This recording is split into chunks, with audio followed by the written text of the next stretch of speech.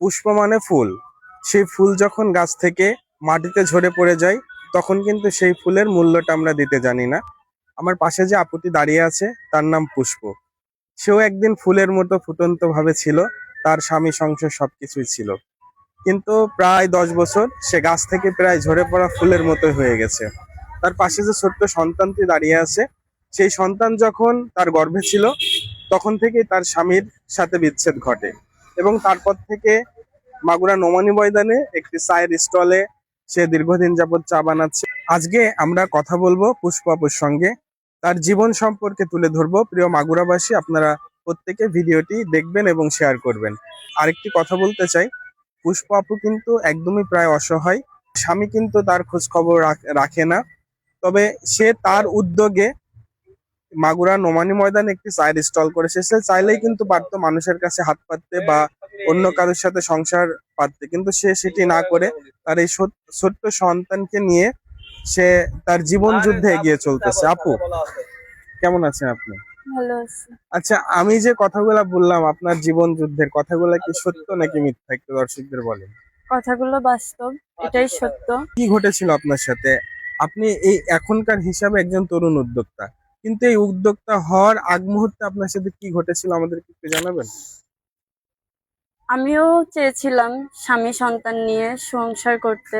প্রত্যেকটা মেয়েরই একটা স্বপ্ন থাকে বিয়ের পরে সে স্বামী সন্তান নিয়ে সংসার করার জন্য। আমিও চেয়েছিলাম, অবশ্য পাইছিলাম।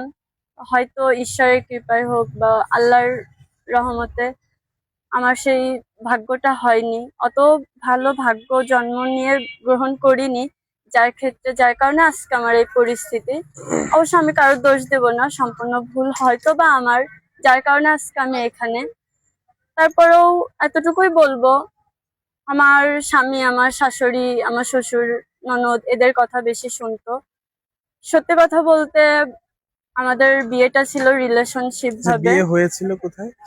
আমার বিয়ে হয়েছিল আপনার যশোর মঙ্গলকোট। জি, জি। আমাদের হচ্ছে আহ, পারিবারিক ভাবে বিয়ে হয়েছিল না না, নাকি? আমাদের পারিবারিক ভাবে বিয়ে হয়নি। আমাদের কেশবপুর থানা, জি, জি। মঙ্গলকোট বাজার ইউনিয়ন, ওইখানেই। মানে আপনার বাসা কি মাগুরাতে? আমার বাসা মাগুরায় না, আমার বাসা হচ্ছে খুলনা। ও আচ্ছা, আচ্ছা। আমার ডুমুরিয়া থানা, আমার শ্বশুর বাড়ি হচ্ছে কেশবপুর থানা। আর আমি এখানে আসি কাজের মাধ্যমে। এখানে মাগুরায় থাকা কাজের উদ্দেশ্য করেই এখানে আমার জীবন যাত্রা শুরু হয়। আপনার বাচ্চার বয়স কত হবে আপু? বাচ্চার বয়স 10 বছর। প্রিয় দর্শক, আপনাদেরকে শোনালাম পুষ্প আপুর গল্প। আমাদের দেশে এমন হাজারো পুষ্প আছে যারা ঝরে পড়া ফুলের মতোই শুকাই যায়নি। তারা নিজেরা উঠে দাঁড়িয়েছে এবং নিজের জীবনকে সাজিয়ে তুলেছে রঙিন জীবনের মতো।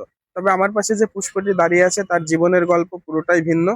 তবে আমি আপনাদের কাছে আহ্বান করব, এমন পুষ্প যদি আপনাদের আশেপাশে থেকে থাকে, তাহলে অবশ্যই তাকে আর্থিকভাবে না হোক মানসিকভাবে সাপোর্ট করবেন, যেন তার যে জীবন যুদ্ধ, সেই জীবন যুদ্ধে যেন সে জয়লাভ করতে পারে। ঠিক আছে আপু, ভালো থাকবেন।